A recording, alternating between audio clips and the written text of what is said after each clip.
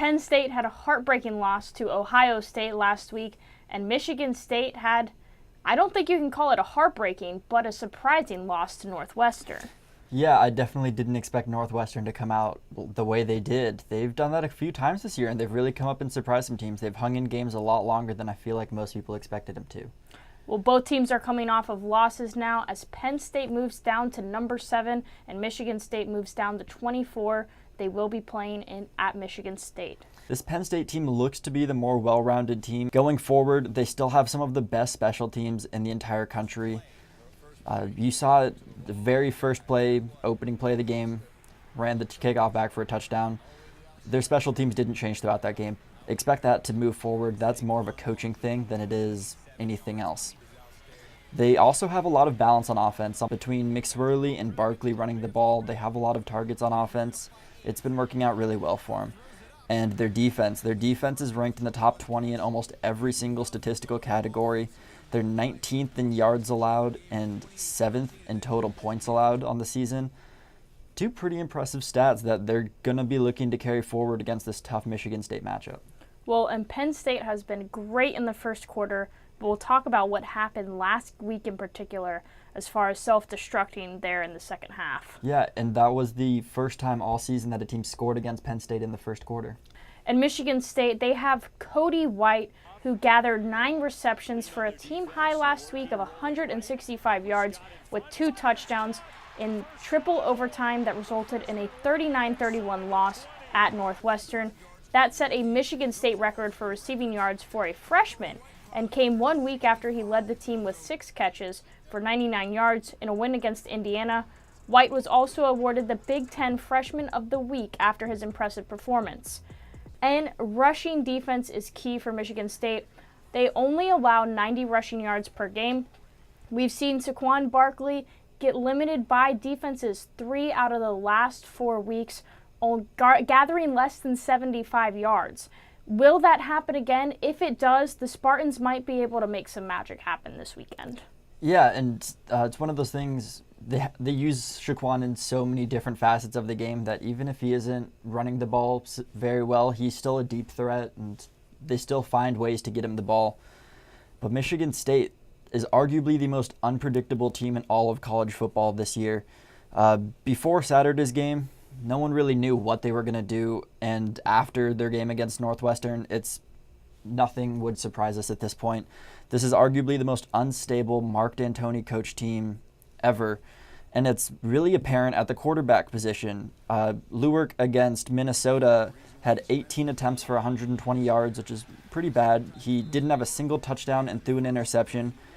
But then he goes out against Northwestern like he did last week, and he had 57 attempts, he had 445 yards, and 4 touchdowns.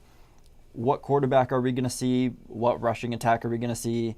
What defense are we going to see even? Their offense has also really struggled. Apart from just a few games, like I said last week, their quarterback had an amazing performance with 0 interceptions and 4 touchdowns. But generally speaking, they're 54th in rushing offense and 67th in passing offense. They aren't really able to move the ball very effectively or efficiently on the offensive side of the ball. And the 5 injuries they currently have on the offensive side are not helping them in any way, shape, or form. And they also have an extremely weak schedule. They don't really have any impressive wins. At the time, their top 10 win against Michigan, that win doesn't really hold as much weight and doesn't look as impressive as it did at the time when Michigan was ranked.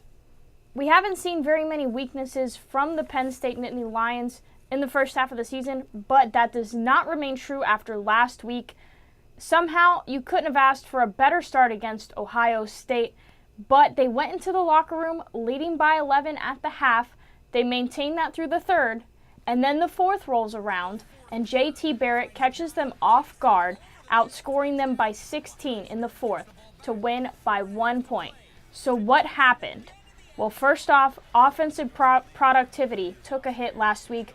For a team that normally averages 440 yards on offense, that simply just wasn't the case last week. They gathered 283 total yards. Saquon Barkley, despite the kickoff return at the beginning of the game, was not able to gain yards and was only held to 44 rushing yards. And then you had defensive struggles on top of it. They are just not cut out physically as they let the Ohio State offense slip away in the fourth quarter. They allowed them to put the total yards they normally do. 529 was how many yards Ohio State got against them, despite fumbling twice. That's not good. Penn State was caught off guard last week, and they cannot be caught off guard this week if they want to get a chance at the college football playoff. For sure. It seemed as though they just ran out of gas towards the end. Ohio State has a fairly fast-paced offense, and that seems to have really affected this Penn State defense. No one other than Deshaun Hamilton. He has sure hands, and he's an extremely just vital part of this passing offense. He's an amazing deep threat. He may not be the fastest guy on the field, but he has a pretty big frame, and he has 30 receptions for almost 20 yards per reception. He gets downfield. He's an amazing route runner. He's really smart. He has sure hands. He doesn't drop much, and when he does drop passes, he tends to bounce back and make a spectacular catch right afterwards. Well, the sophomore wide receiver to watch on the Michigan State side of the ball is Darryl Stewart Jr. He's got 362 receiving yards at an average of 10.3 yards per reception, only one touchdown, but he doesn't stop there. He can provide some relief in the backfield if needed and has added a total of 139 rushing yards to the Michigan State offense. Griffin, who do you like this week?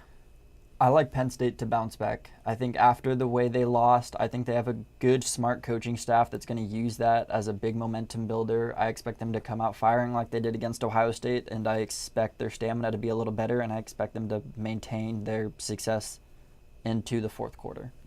I have to agree with you there. Saquon Barkley has been quiet the past couple weeks, but I just don't see that happening this week. He did get that major touchdown or kickoff return at the beginning of the game last week, and I think we can expect another one from him, but not just that, more than 44 yards this time around. He's going to get well over 100 against this Michigan State defense. Well, if you enjoyed this game preview, we have 4 other top 25 matchups for Week 10. They're along the right side of your screen. Be sure to check them out. I'm Janae Muchmore. And I'm Griffin Parkrose. Thanks for watching RedZone to EndZone, and have a great weekend.